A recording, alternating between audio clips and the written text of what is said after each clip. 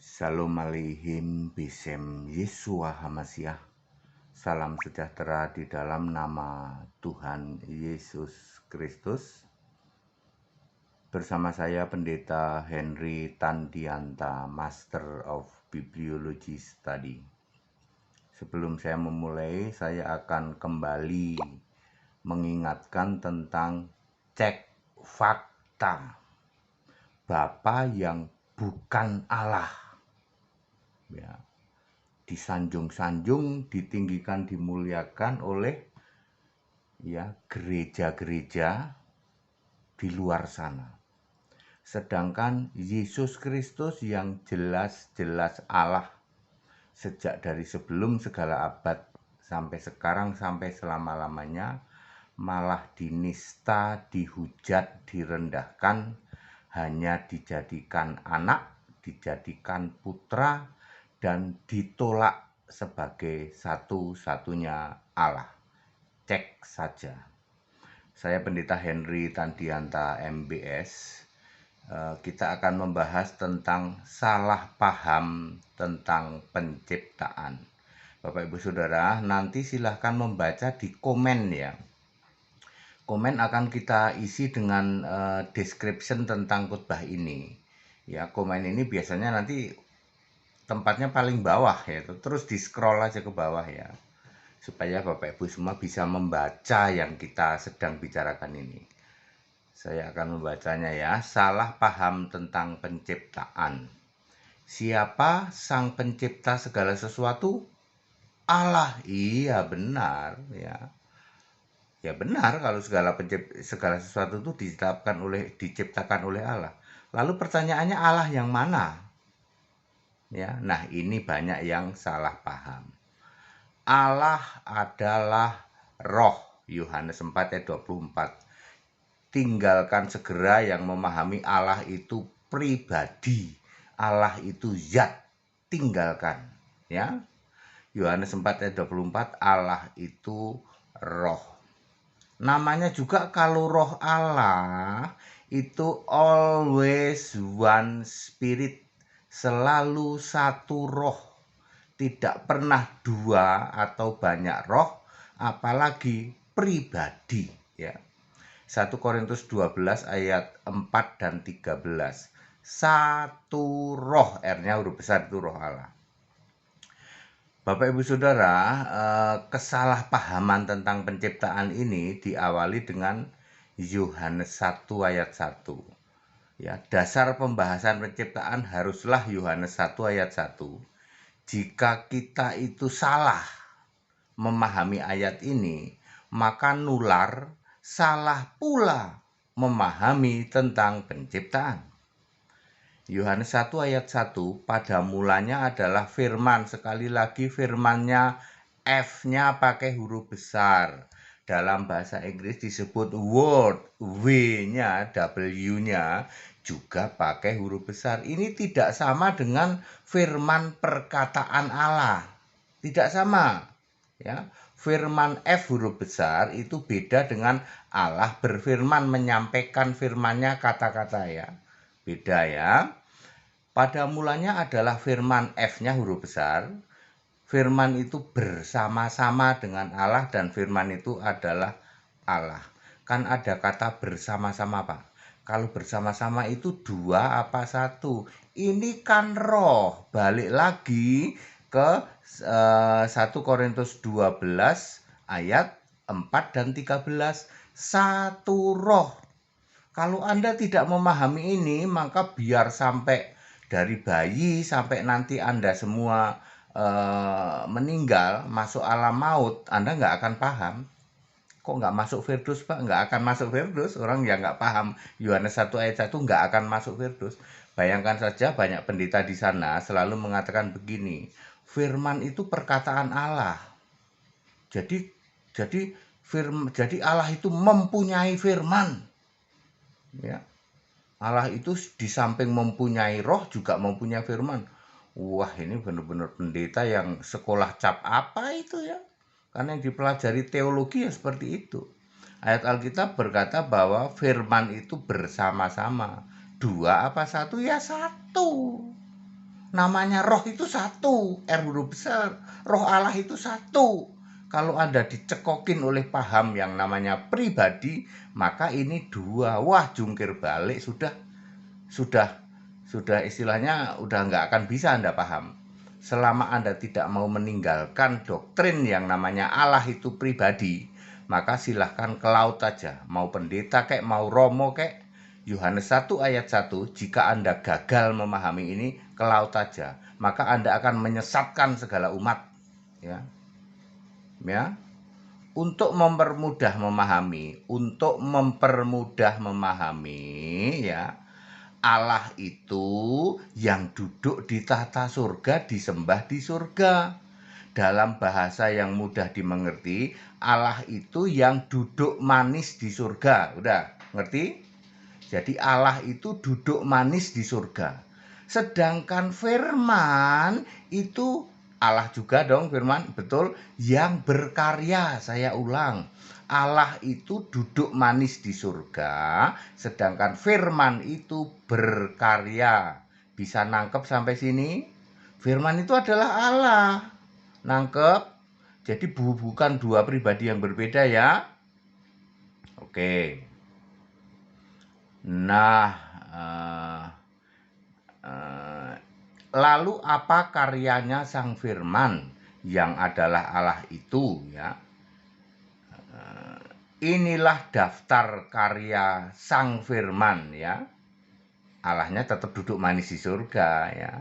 Sang Firman yang berkarya. 1. Menciptakan surga dan segala sesuatu yang tidak kelihatan di surga, yaitu tahta surga, malaikat, kerub, serafim.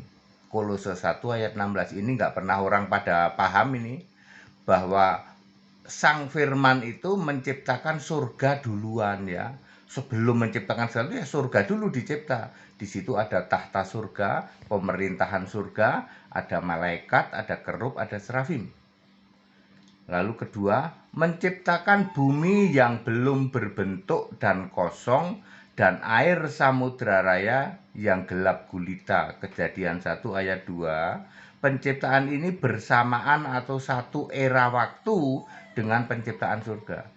Jadi ketika Sang Firman menciptakan yang tidak kelihatan di surga, yaitu tahta surga, malaikat, serafim, dan kerub, Sang Firman juga menciptakan bumi yang belum berbentuk dan masih kosong, masih gelap gulita, dan menciptakan samudra raya. Clear sampai sini? Nomor 3, Sang Firman berfirman. Nah, ini dia ya. Ini akan menjungkir balikkan pengajarannya para teolog doktor itu ya. Ya salah satunya Bambang Nursiono yang membuat penyesatan ini ya. Katanya Allah itu mempunyai firman. Yang benar adalah nomor 3, Sang Firman berfirman. Ayo Anda ngerti nggak? Sang Firman berfirman. Makanya firmannya F-nya huruf besar. Sang Firman itu berfirman atau menyampaikan firmannya, menciptakan bumi bulat. Nomor 3 ya. Termasuk segala isinya, termasuk benda penerang di langit. Nah, perhatikan. Cara menciptakannya adalah Sang Firman berfirman, jadilah, maka jadi. Nah, ini dia. Jadi kalau Anda membaca Kejadian 1 ayat 3, berfirmanlah Allah, jadilah terang. Itu yang berfirman siapa? Sang Firman. Sang Firman kan Allah. Iya ya Pak ya. Lah Allahnya di mana? Allah duduk manis di surga. Supaya Anda bisa memahami ini. Saya memakai istilah seperti itu dan ini benar loh Alkitabiah. Ya, Kejadian 1 ayat 1 sampai 31. Kemudian yang keempat, Sang Firman membentuk makhluk hidup dari tanah, yaitu manusia, Kejadian 2 ayat 7, dan binatang juga dibentuk dari tanah, Kejadian 2 ayat 19. Nomor 5, Sang Firman berfirman, menyampaikan perintah dan hukum-hukumnya, ditulis oleh penulis, maka jadilah kitab perjanjian lama, yaitu Taurat Musa, Mazmur, dan kitab para nabi, Lukas 24 ayat 44. Jadi Perjanjian Lama itu firman dari siapa? Firman dari Sang Firman. Nah, udah jelas kan? Ya. Kemana Allah? Kemana Allah ketika Sang Firman berkarya? Allah tetap duduk manis di surga disembah. Nah, sekarang Anda pasti tahu dengan seperti ini. Nah, sampai di sini digenapilah Yohanes 1 ayat 3. Segala sesuatu dijadikan oleh Dia, oleh Sang Firman yang adalah Allah, dan tanpa Dia tidak ada suatu pun yang telah jadi dan segala sesuatu yang telah dijadikan. Oke, kemudian nomor 6, menepati rencana penyelamatan manusia, Kejadian 3 ayat 15, Sang Firman harus dibentuk jadi manusia, Yesaya 43 ayat 10 dan Yohanes 1 ayat 14. Nah, ketika Sang Firman jadi manusia, lalu di surga ada siapa?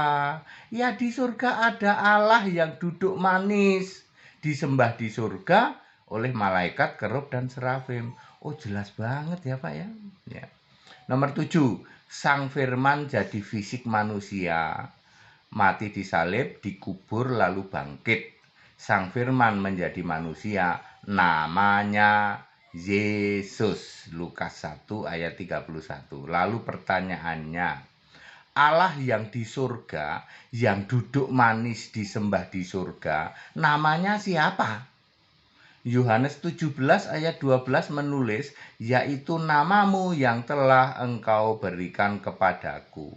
Ternyata nama Allah yang duduk manis di surga juga Yesus.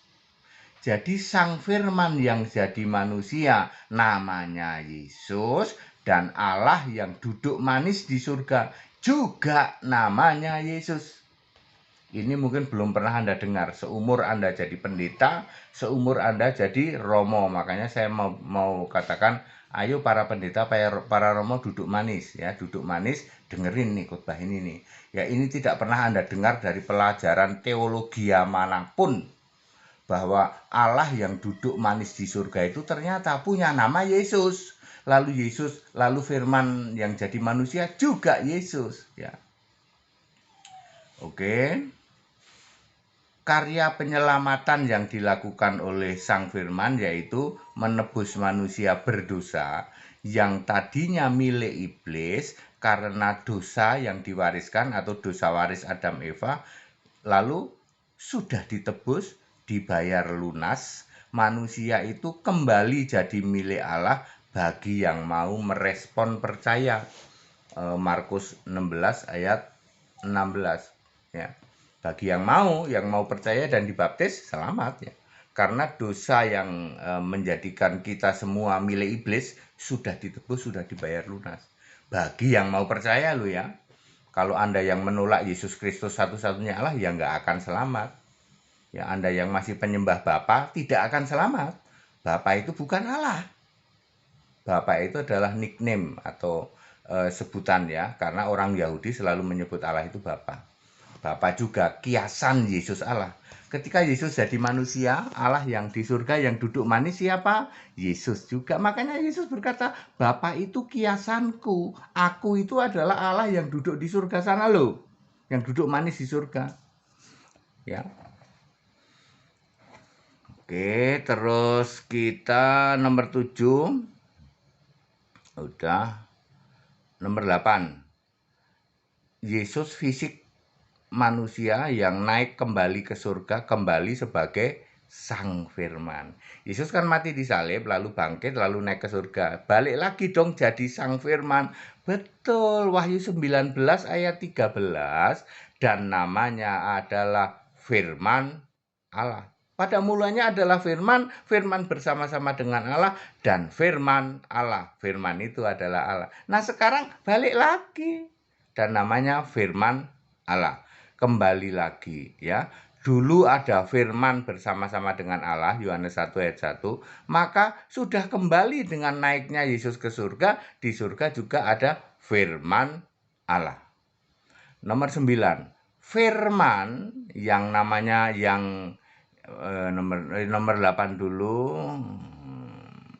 Oke. Firman itu memakai nama yang baru.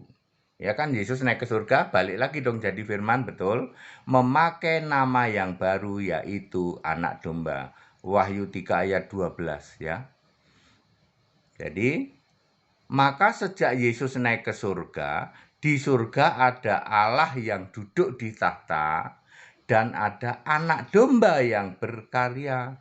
Anak domba adalah nama baru dari Sang Firman. Nah, very clear, dengan memahami Yohanes 1 ayat 1 dengan benar, maka dengan mudah bisa memahami mengapa di surga ada Allah dan ada anak domba. Anak domba itu dulu disebut firman, F-nya huruf besar. Firman bersama-sama dengan Allah. Nah, sekarang ada Allah, ada anak domba. Anak domba berkarya. Ya, berkaryanya apa? Belum ya. Ada 8, yaitu datang di awan, pengangkatan orang percaya, kemudian Armageddon, kemudian kerajaan 1000 tahun, Gog dan Magog, lenyapnya langit dan bumi, penciptaan bumi baru, mencipta lagi. Jadi Sang Firman itu sekarang yang memakai nama baru yaitu anak domba, bikin bumi lagi nanti. Setelah bumi yang bulat ini lenyap, bikin bumi baru, langit baru, datar ya. Kemudian menurunkan surga yang di atas sana, diturunkan ke bumi baru yang disebut Yerusalem baru. Lalu di situ penciptaan neraka, iblis dihukum, lalu penghakiman terakhir. Semua dilakukan oleh anak domba. Lah Allahnya kemana? Allahnya duduk manis di tahta surga. Maka Wahyu 22 ayat 3, dan ada tahta Allah dan tahta anak domba, dan umatnya beribadah kepadanya. Nah, sekarang very clear. Dari dulu juga firman bersama-sama dengan Allah. Nah, sekarang firman itu berganti nama, memakai nama yang baru, anak domba. Nggak ada yang berubah. Nggak ada yang berubah ya. Tetap saja ada Allah yang duduk manis. Ini bahasa saya ya, supaya Anda mengerti. Duduk manis di tata surga. Jadi yang berkarya itu siapa? Dulu firman, yang sekarang ini anak domba. Very clear toh? Pada singkat dan clear, Bapak Ibu Saudara, waktu mendengarkan tayangan ini, Bapak Ibu nanti membaca tulisan yang ada di komen ya, description dari ini supaya paham. Kalau Anda semua Bapak Ibu paham ini, maka masuk surga deh udah. Itu sudah dekat masuk surga. Tapi kalau tidak paham ini, sudahlah ke laut aja Pak. Bapak Ibu percuma jadi orang ngaku Kristen ya toh. Ya, disesatkan oleh segala penyesatan yang luar biasa. Ya, sekali lagi Bapak Ibu dengarkan tayangan ini lalu baca deskripsinya. Kan ada itu di komen ya, komen paling bawah tentu saja. Ya. Kalau bisa paham sudahlah dekat surga. Dekat bakal selamat ini. Ikut gabung ke kami ya, gabung ke kami. Kalau nggak bisa paham, mohon maaf, sudah ke laut saja. Nggak usah jadi orang Kristen. Percuma, nanti kan kasihan. Anda berpikir kita jadi Kristen masuk surga, percaya Tuhan. Saya sering mengatakan apa? Pret gitu, itu ajarannya ya. Ajaran para pendeta dan romo di luar sana. Ya. Clear? Ya, very clear. Kembali saya mengulangi, cek saja, Bapa itu bukan Allah dan tidak pernah disembah Bapa itu. Ya. Bapa adalah nickname, sebutannya orang Yahudi ya. Kalau orang Jawa bilang Gusti ya. Gusti Allah. Nah, kalau orang Yahudi Bapa ya. Tapi Bapa tidak pernah disembah. Gusti tidak pernah disembah. Yang disembahlah Allah ya. Bapa yang bukan Allah ini justru disembah-sembah, ditinggikan, dimuliakan sebagai Allah. Yang disembah itu Bapa. Allahmu siapa? Bapa. Ya. Sebaliknya, Yesus Kristus yang jelas-jelas Allah. Dari sebelum segala abad, sekarang sampai selama-lamanya. Baca Yudas 1 ayat 25. Malah dinista coba. Yesus yang Allah ini dinista oleh pendeta, oleh romo, oleh gereja-gereja sekarang.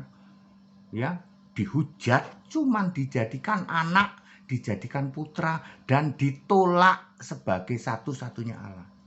Cek saja. Anda para pencari kebenaran ya, yang memahami tayangan ini, segera hubungin kami ya. Anda yang di luar negeri ya, ada sekolah Alkitab in English. Anda yang di Indonesia bisa bahasa Indonesia, ada sekolah Alkitab bahasa Indonesia. Supaya Anda paham seperti ini.